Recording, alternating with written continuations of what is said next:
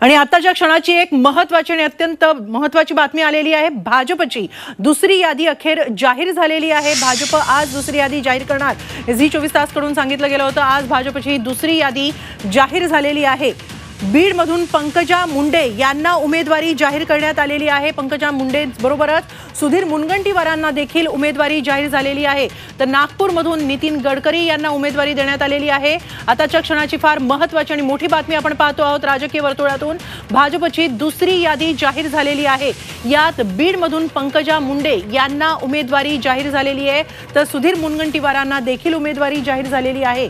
नागपूरमधून नितीन गडकरींना उमेदवारी देण्यात आलेली आहे। पहिल्या यादीत नितीन गडकरींचं नाव नसल्यामुळे विरोधकांनी जोरदार टीका केली होती भाजपवर। तर आता भाजपकडून जी दुसरी यादी जाहीर झालेली आहे यात महाराष्ट्रातील मोठी नावं आहेत। बीडमधून पंकजा मुंडे तर यांना जाहीर झालेली आहे उमेदवारी। तर सुधीर मुनगंटीवार यांना देखील उमेदवारी जाहीर झालेली आहे। तर नागपूरमधून नितीन गडकरी यांना उमेदवारी जाहीर झालेली आहे।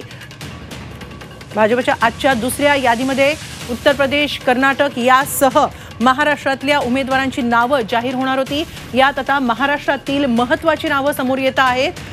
पंकजा मुंडे आणि सुधीर मुनगंटीवार यांना लोकसभेची उमेदवारी जाहीर झालेली